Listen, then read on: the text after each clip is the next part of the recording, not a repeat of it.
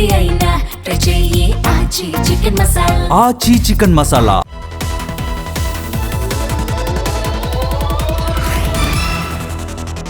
ప్రపంచ కుబేరుడు bill gates Amaravati పర్యటన సందర్భంగా ఆంధ్రప్రదేశ్ సచివాలయంలో మంత్రులు ఉన్నతాధికారులతో సీఎం చంద్రబాబు ప్రత్యేక సమావేశం నిర్వహించారు. స్వర్ణాంధ్ర విజన్ 2047 ప్రభుత్వ పాలసీలు, లక్ష్యాలు, కార్యక్రమాలపై బిల్ గేట్స్ కు సీఎం చంద్రబాబు ప్రజెంటేషన్ ఇచ్చారు. ఈ సమావేశంలో బిల్ గేట్స్ తో తన అనుబంధాన్ని సీఎం గుర్తు చేసుకున్నారు. 1997లో మొదటిసారి బిల్ గేట్స్ ను కలిశానని, హైదరాబాద్ లో మైక్రోసాఫ్ట్ ఏర్పాటు జరిగిన విధానాన్ని బిల్ గేట్స్ సమక్షంలో సీఎం చంద్రబాబు ప్రస్తావించారు. ఆంధ్రప్రదేశ్లో బిల్ గేట్స్ పర్యటన ముగిసింది. విజయవాడ నుంచి ముంబై మీదుగా ఢిల్లీ బయలుదేరి వెళ్లారు బిల్ గేట్స్. ఆంధ్రప్రదేశ్ సచివాలయంలో 2 గంటలకు పైగా సమావేశంలో బిల్ గేట్స్ పాల్గొన్నారు. దాదాపు 5 గంటల పాటు వివిధ కార్యక్రమాల్లో పాల్గొని రాష్ట్రంలో టెక్నాలజీతో అందిస్తున్న పాలన అద్భుతంగా ఉందని గేట్స్ కొనియాడారు. సోమవారం అమరావతిలోని రాష్ట్ర సచివాలయంలో ఉన్న రియల్ టైమ్ గవర్నెన్స్ కేంద్రాన్ని ముఖ్యమంత్రి చంద్రబాబుతో కలిసి సందర్శించిన బిల్ గేట్స్ అక్కడ డిస్ప్లే వాల్స్ పై ప్రదర్శించిన ప్రజెంటేషన్లను తిలకించారు. గేట్స్ ఫౌండేషన్ సహకారంతో కుప్పం, చిత్తూరు జిల్లాలో నడుస్తున్న సంజీవని ప్రాజెక్టు అమలును గేట్స్ అత్యంత ఆసక్తిగా తిలకించి అభినందించారు. గ్లోబల్ టెక్ బయో రంగంలో నూతన ఆవిష్కరణలు, ఆలోచనలకు తెలంగాణ వేదిక కానుంది. ఈ నెల 17, 18న బయో ఏషియా 2026 సదస్సుకు రాష్ట్ర ప్రభుత్వం సన్నద్ధమవుతోంది. టెక్ బయో అన్లీషిడ్ అనే థీమ్తో నిర్వహిస్తున్నటువంటి ఈ సదస్సుకు 50 దేశాల నుంచి 3000 మంది విదేశీ ప్రతినిధులు హాజరు కాబోతున్నారని ఐటీ మంత్రి శ్రీధర్ బాబు తెలిపారు. 2 రోజుల పాటు జరగనున్న ఈ ప్రతిష్టాత్మక సదస్సును సీఎం రేవంత్ రెడ్డి ప్రారంభించనున్నారు. సదస్సులో భాగంగా అంతర్జాతీయ నిపుణులతో ప్లీనరీలు, ప్యానెల్ చర్చలు, పెట్టుబడుల ఒప్పందాలను చేసుకుందని మంత్రి శ్రీధర్ బాబు తెలిపారు. T20 ప్రపంచ కప్లో కొలంబోలో జరిగిన మ్యాచ్లో పాకిస్తాన్పై ఘన విజయం సాధించిన టీమిండియాను ఆంధ్రప్రదేశ్ ముఖ్యమంత్రి చంద్రబాబు నాయుడు అభినందించారు. అద్భుత బ్యాటింగ్ ప్రదర్శనతో టీమిండియా విజయానికి తోడ్పడిన యువ బ్యాటర్ ఇషాన్ కిషన్ను ప్రశంసించారు. భారత జట్టు మిగతా మ్యాచ్లో కూడా ఇదే జోరు కొనసాగించాలని ఆకాంక్షిస్తున్నానంటూ టీమిండియాకు ఆల్ ది బెస్ట్ అని సీఎం చంద్రబాబు ట్వీట్ చేశారు. హైదరాబాద్ పంజాగుట్టలో సంచలనం సృష్టించిన జోయల్కాస్ నగల దుకాణంలో చోరీ కేసును పోలీసులు ఛేదించారు. ఆంధ్రప్రదేశ్లోని గుంటూరు జిల్లాకు చెందిన వ్యక్తి అదే షోరూంలో సేల్స్మెన్ గా పనిచేస్తున్నాడు. 10 గ్రాముల చొప్పున కిలో బంగారం బిస్కెట్లను తరచూ దొంగతనం చేస్తూ వస్తున్నాడు. షాప్ నిర్వాహకులు ఇచ్చిన ఫిర్యాదుతో సీసీటీవీ ఫుటేజ్ ఆధారంగా పంజాగుట్ట పోలీసులు కేసు ఛేదించారు. నిందితుడి వద్ద నుంచి కేజీ బరువున్న 10 బిస్కెట్లను, మొబైల్ ఫోన్, బైక్ను స్వాధీనం చేసుకున్నారు. రాష్ట్రంలో విద్యారంగాన్ని బలోపేతం చేసే దిశగా వైస్ ఛాన్సలర్స్ మీట్ ఉంటుందన్నారు ఉస్మానియా విశ్వవిద్యాలయ వీసీ కుమార్ తెలిపారు. ఇక ఈ నెల 19, 20వ తేదీల్లో ఓయూ ఠాగూర్ ఆడిటోరియంలో అసోసియేషన్ ఆఫ్ ఇండియన్ యూనివర్సిటీస్ ఆధ్వర్యంలో జరిగే మీట్ పోస్టర్ను సీనియర్ ప్రొఫెసర్లతో కలిసి ఆయన విడుదల చేశారు. నైతిక విలువలతో కూడిన పాలనా విధానం, ఆర్టిఫిషియల్ ఇంటెలిజెన్స్ వల్ల జరిగే లాభ నష్టాలు, ఇతర అంశాలపై చర్చ జరగనుందని వీసీ కుమార్ తెలిపారు. సదస్సుకు ముఖ్య అతిథిగా గవర్నర్ జిష్ణుదేవ్ వర్మ హాజరు కానున్నారు. హైదరాబాద్ నగరంలో ట్రాఫిక్ పోలీసులు దుస్తుల్లో ప్రైవేటు వ్యక్తులు హల్చల్ చేస్తున్నారు. సైదాబాద్ లో నిర్మిస్తున్న స్టీల్ బ్రిడ్జ్ నిర్మాణ పనులు జరుగుతుండగా ప్రధాన రహదారిని పోలీసులు పూర్తిగా మూసివేసి ట్రాఫిక్ డైవర్ట్ చేశారు. ట్రాఫిక్ సిబ్బంది కొరత ఉండడంతో బ్రిడ్జ్ నిర్మాణ సంస్థకు చెందిన వ్యక్తులతో ట్రాఫిక్ యూనిఫామ్ మాదిరి ఉన్న దుస్తులు వేయించి ట్రాఫిక్ చలాన్ల ఫోటోలు తీయిస్తున్నారు. ఇక ట్రాఫిక్ సమస్య ఏర్పడకుండా చూడాల్సిన ప్రైవేట్ సిబ్బంది ఏ అధికారి ఆదేశాల మేరకు చలాన్ల ఫోటోలు తీస్తున్నారో అని స్థానికులు అనుమానం వ్యక్తం చేస్తున్నారు. రాజేంద్ర నగర్ అత్తాపూర్లోని హల్దీరామ్స్ స్వీట్ షాప్లో ఫంగస్ వచ్చిన స్వీట్లు విక్రయిస్తున్న ఘటన స్థానికంగా కలకలం రేపుతోంది. ఫంగస్ వచ్చిన స్వీట్లను త్వరగా అమ్ముడుపోవాలని ఆఫర్ల పేరుతో అమ్ముతున్నారని కస్టమర్లు ఆరోపిస్తున్నారు. స్వీట్లు కొన్న కస్టమర్లు ఇదేంటని ప్రశ్నించేందుకు సిబ్బంది దాడికి యత్నించినట్టు ఆరోపిస్తున్నారు. హల్దీరామ్స్ సిబ్బంది నిర్లక్ష్యమైన సమాధానం చెప్తూ బెదిరింపులకు దిగడంతో అత్తాపూర్ పోలీసులకు ఫిర్యాదు చేశారు బాధితులు. పోలీసులు రంగప్రవేశం చేసి ఒక వ్యక్తిని అదుపులోకి తీసుకుని విచారిస్తున్నారు. కోరమీసాల కుమరవెల్లి మల్లన్న పెద్దపట్నం కార్యక్రమం భక్తుల కోలాహలం మధ్య అత్యంత వైభవంగా జరిగింది. వేలాదిగా వచ్చినటువంటి భక్తులు, శివశక్తులు పెద్దపట్నం తొక్కేందుకు పోటీ పడ్డారు.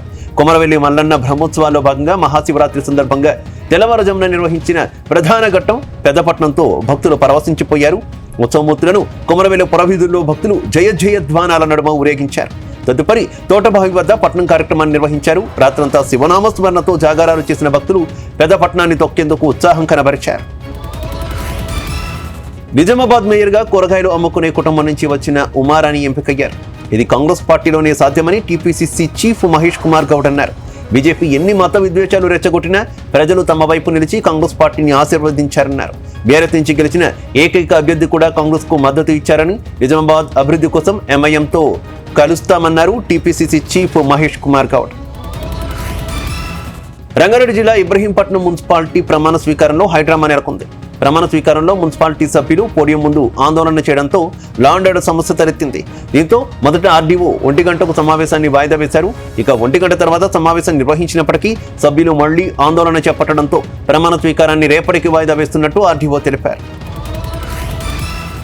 ధర్మపురి మున్సిపల్ కౌన్సిల్ సభ్యుల ప్రమాణ స్వీకారానికి మంత్రి అడ్లూరి లక్ష్మణ్ కుమార్ సోమవారం హాజరై చైర్పర్సన్ గా వేముల నాగలక్ష్మి, వైస్ చైర్మన్ గా ఇందారపు రామయ్యలను శుభాకాంక్షలు తెలిపారు. అధిష్టానం ఆదేశాల మేరకు అధ్యక్ష, ఉపాధ్యక్ష పేర్లు ఎంపిక జరిగిందని, కష్టకాలంలో పనిచేసిన వారికి ఎల్లప్పుడూ గుర్తింపు ఉంటుందని మంత్రి అడ్లూరి లక్ష్మణ్ అన్నారు. ధర్మపురి ప్రజల తీర్పును ఎళ్లవేళలా గౌరవిస్తామని, ప్రజలకు ఇచ్చిన ప్రతి హామీని 100% అమలు అయ్యేలా కృషి చేస్తామన్నారు. ధర్మపురిలో గెలిచినప్పటి నుంచి అనేక అభివృద్ధి సంక్షేమ పథకాలను అమలు చేస్తున్నామని, మున్సిపల్ ఎన్నికల్లో ప్రజలు ఇచ్చిన తీర్పుతో తనపై మరింత బాధ్యత పెరిగిందని, నియోజకవర్గ ప్రజలకు ఇచ్చిన ప్రతి ఒక్క హామీని నెరవేర్చేందుకు కృషి చేస్తానని మంత్రి అడ్లూరి లక్ష్మణ్ తెలిపారు. వనపర్తి జిల్లా కాంగ్రెస్ పార్టీలో కలకలం చెలరేగింది. మున్సిపల్ చైర్మన్ పదవి ఇస్తామని చెప్పి ఎమ్మెల్యే మేఘారెడ్డి మోసం చేశారని 3వ వార్డు నుంచి గెలిచిన కౌన్సిలర్ చీర్ల రజనీ చందర్ కాంగ్రెస్ పార్టీకి కౌన్సిలర్ స్థానానికి రాజీనామా చేశారు. టికెట్ ఇచ్చినప్పుడే చైర్మన్ అవకాశం ఇస్తేనే ఎన్నికల్లో పోటీ చేస్తామని ఎమ్మెల్యేకి చెప్పామని, తీరా గెలిచాక మమ్మల్ని మోసం చేశారని ఆవేదన వ్యక్తం చేశారు.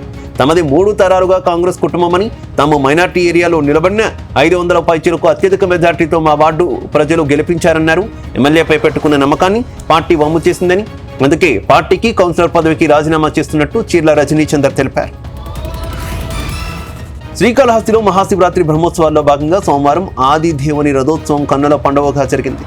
హరహర మహాదేవ శంభో శంకర అంటూ శివశక్తులు, అలాగే బోలాశంకరుని రథోత్సవంలో పాల్గొన్నారు. వాయులింగేశ్వరుడు సోమస్కంధమూర్తులుగా రథాన్ని అధిష్ఠించి ముందుకు కదలగా వెనుక దేవిని శ్రీ జ్ఞానప్రసూనాంబ రథం వెంట వచ్చారు. ఇక శివపార్వతుల రథోత్సవాన్ని తిలకించడానికి వచ్చిన భక్తులతో తిరుమాడ వీధులన్నీ కిక్కిరిసిపోయాయి. ఇక దక్షిణ కైలాసంలో ఆదిదేవుడి రథోత్సవంలో పాల్గొని భక్తులు పునీతులైపోయారు.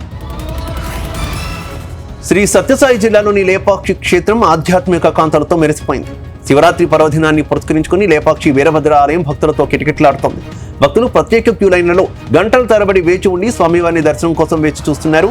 ఇక వేద మంత్రోచ్చారణల నడుమ అభిషేకాలు, దీపోత్సవం, అలాగే వృషభ వాహనోత్సవం, శివపార్వతుల కళ్యాణోత్సవం ఘనంగా నిర్వహించారు.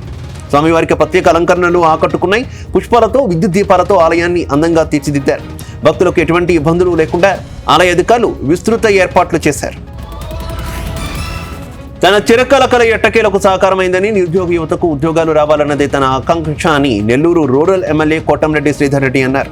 నెల్లూరు రూరల్ ఆమంచర్లలో 30 ఎకరాల్లో 7 కోట్ల రూపాయల వ్యయంతో భారత్ సింధూర్ ఎంఎస్ఎంఈ పార్కు పూర్తయిందన్నారు. సీఎం చంద్రబాబు ఆశీస్సులతో పార్కు పూర్తి చేస్తామని, గత వైసీపీ ప్రభుత్వంలో నెత్తి నోరు బాదుకున్నా పట్టించుకున్న నాథుడు లేడని విమర్శించారు. మాజీ సీఎం జగన్మోహన్ రెడ్డిని ఎన్నిసార్లు అడిగినా పట్టించుకోలేదని, కూటమి ప్రభుత్వం వచ్చాకే పనులు పూర్తయ్యాయని ఎమ్మెల్యే కోటంరెడ్డి శ్రీధర్ రెడ్డి అన్నారు. తూర్పుగోదావరి జిల్లా గోకవరం మండలంలోని ప్రసిద్ధ తటికొండ శ్రీ వెంకటేశ్వర స్వామి ఆలయంలో అన్యమత ప్రచారం వివాదాస్పదంగా మారింది. మేరీ క్రిస్మస్ అని ముద్రించిన విస్తరాకులను ఆలయంలో అన్నప్రసాదం ఇచ్చేందుకు వినియోగించడంపై భక్తులు ఆగ్రహం వ్యక్తం చేస్తున్నారు. తటికొండ గ్రామంలోని వెంకటగిరిపై వెలసిన శ్రీదేవి, భూదేవి సమేత వెంకటేశ్వరుని దర్శించుకునేందుకు ప్రతి శనివారం భక్తులు పెద్ద సంఖ్యలో తరలివస్తారు. గత శనివారం భక్తులకు ఇచ్చిన విస్తరణలపై ఇలా అన్యమత ప్రచారం జరగడం ఆలస్యంగా వెలుగులోకి వచ్చింది. పొరపాటున వచ్చిన విస్తరణలను తొలగించామని, మరోసారి ఇలా జరగకుండా చూస్తామని అంటున్నారు ఆలయ వర్కర్. నంద్యాల జిల్లాలోని శ్రీశైలం ఘాట్ రోడ్లో ఘోర బస్సు ప్రమాదం జరిగింది.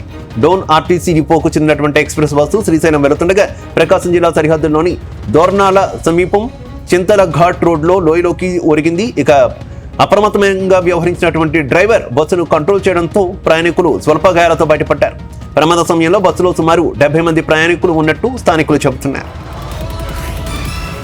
నకిలీ మద్యం కేసులో ముద్దాయిలుగా ఉన్న మాజీ మంత్రి జోగి రమేష్ బ్రదర్స్ నేడు తమ్మళ్లపల్లె కోర్టుకు హాజరయ్యారు. జూనియర్ సివిల్ జడ్జి ఎదుట వాయిదాకు జోగి బ్రదర్స్ హాజరయ్యారు. ఇక జోగి బ్రదర్స్ తో పాటు మరో 8 మంది నిందితులు జడ్జి ఎదుట హాజరయ్యారు. ఈ సందర్భంగా ఎలాంటి అవాంఛనీయ ఘటనలు జరగకుండా కోర్టు వద్ద పోలీసులు బందోబస్తు ఏర్పాటు చేశారు.